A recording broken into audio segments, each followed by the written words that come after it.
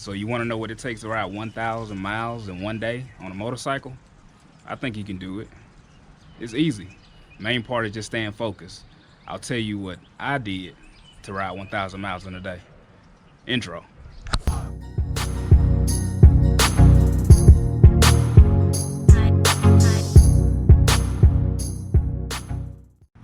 How's it going, YouTube? Welcome back to the channel, and I hope everybody's doing well. Today's video, I'll be talking about my previous ride I just had on my Alabama Four Corners ride and my Saddle Sore 1000 ride. I must say it was a journey, and it was real easy for me. Took some long hours, but for the most part, I didn't have any issues, zero issues. I'm very thankful. The bike held up well. It was an experience for the most part. It was a great experience.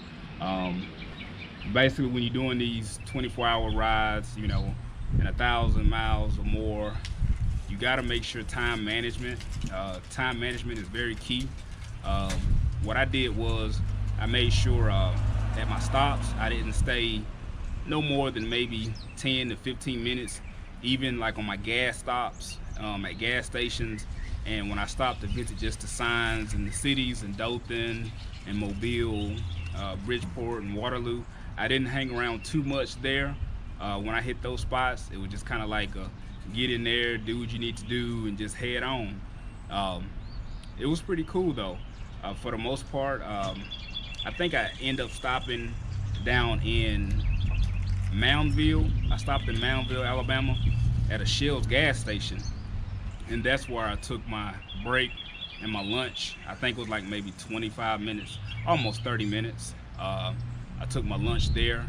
Like I said, I packed my lunch. I made sure I stayed hydrated. I kept drinking a lot of water. Not a lot of water, but I took sips and sips after every stop. When I was at the gas station, I just made sure I sipped on some water. What made it, easy for me, number one is family support. You got to have family support when you're doing these type rides, because you're out there. If you're doing it alone, you're out there alone for numerous hours. I think for the most part I end up finishing in like 20 hours. I think 20 hours, the whole completion of the 1,000 mile and the Alabama Four Corners.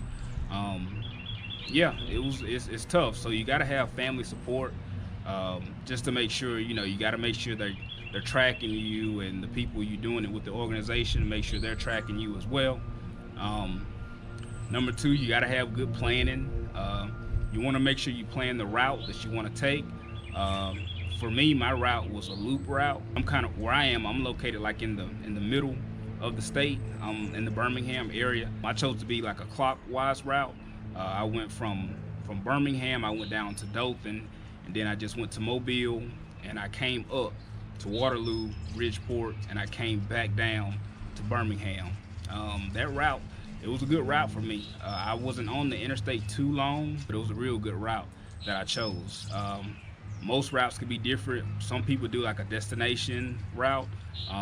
Like I said, they could be leaving from their house, to like Chicago or Houston or wherever, Savannah, Georgia, Tampa, Miami, and it would be like a one-way, iron butt. But my iron butt was like a loop. It was a good loop. And my thing was, when I was out riding, I made sure I stayed focused. I always made sure I was focusing on the end result. And my end result was to basically make it back home. I wasn't going to a destination to stay overnight or anything like that. My end result was to just come back home and make it home safely. And that's pretty much what I did. I did end up putting my backrest on my bike, and that made it a lot easier. And of course, y'all know I got my windshield. I put the windshield on the bike, and it made it real easy. Kept a lot of wind off of me. I didn't have any head buffering or anything like that. And the bike, it ran good.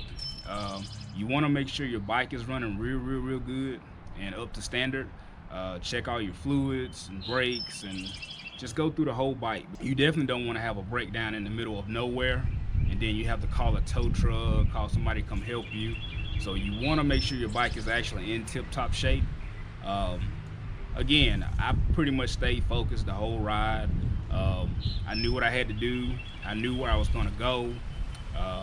And when I made my stops, And when I made my stops for gas, I made sure I stopped at kind of top quality gas stations.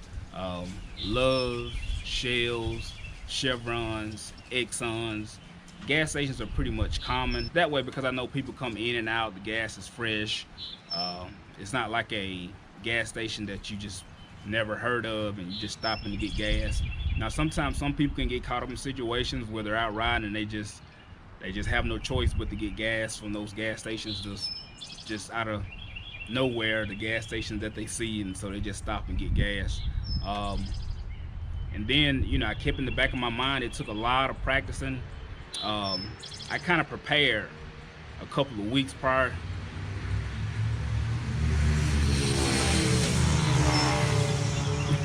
Kids riding dirt bike down the street. What I did, I prepared myself, you know, prior weeks.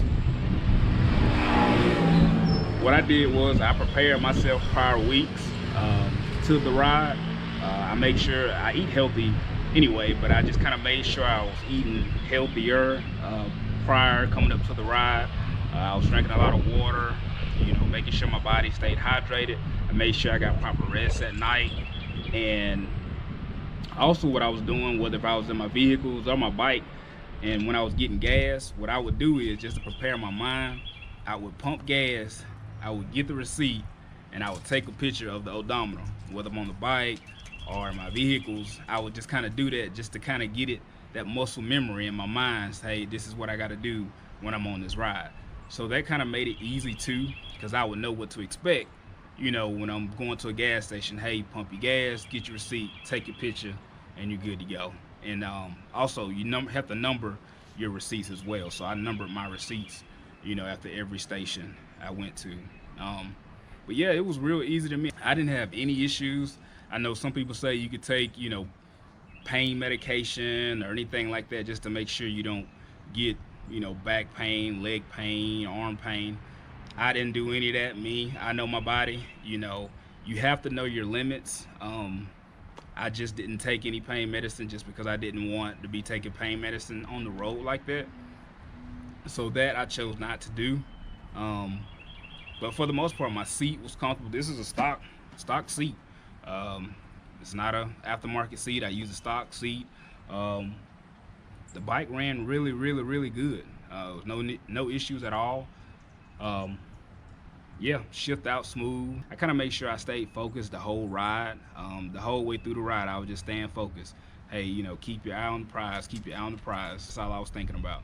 I actually left around 2:15 in the morning from my starting point, and once I got on the interstate, you know, headed down south towards Dothan, I just kind of stayed, you know, focused the whole time. You can definitely get distracted real easy. I know a lot of people was texting me and a lot of people was calling. I just couldn't answer the phone at the time because I wanted to just kind of stay focused. Shout out to my guy Trey from Ripping on Two Wheels. He texted me and I text him back, and my hometown homie, Mr. Phillips, I ended up texting him back because he ended up texting me as well. So yeah, it was a good trip, but I couldn't just sit and chit chat because, you know, you're on a mission once you're out there riding, and I just had to make the best of it. But for the most part, I think I've caught up with everybody that shot me messages and everything like that. I've tried to respond to everybody, you know, when I can and when I can. You know, I keep my notifications on my cell phone. But yeah, for the most part, it was just real easy to me. You know, a lot of people, they have these horror stories and tell you what you need to do, what you can't do. First and foremost, I think you got to know your limits. Anytime you feel like you're about to either doze off or you just can't take it no more, body aches, you're feeling woozy, just go ahead and pull over and call it a night, because you don't want to risk, you know, riding and then something happens. And you definitely got to be mentally prepared, because it could get boring. You can definitely get into a space where you're like, why am I doing this? You know, and it can definitely get boring, just being out there on the road, especially if you're doing it alone. You could be like, wow, I'm just riding solo. Where am I going? What am I doing? You know, so you definitely have to be in a great mental space when you're doing a ride like this. You have to have a clear head. You know, you definitely have to stay. What up, dog? All right, now how you doing? All right. Good to see you. You definitely have to make sure you have a good mental space, because you can definitely get bored out there, especially when you're riding alone. Um, you have to have a clear head. You could be like, why am I really doing this? So for the most part, it's just for bragging rights, and you want to be an elite rider. You want to be elite rider. Most motorcycle riders, that's what we do it for. We want to make sure we getting out, we putting miles on our motorcycles. So, but yeah, and you definitely have to make sure you're physically able to do a ride like this. You have to make sure you kind of do some type of physical activity in your lifestyle, something, whether it's jumping jacks, push-ups, or something. You got to be in a good physical, position to be able to do a ride like this, because you're literally sitting.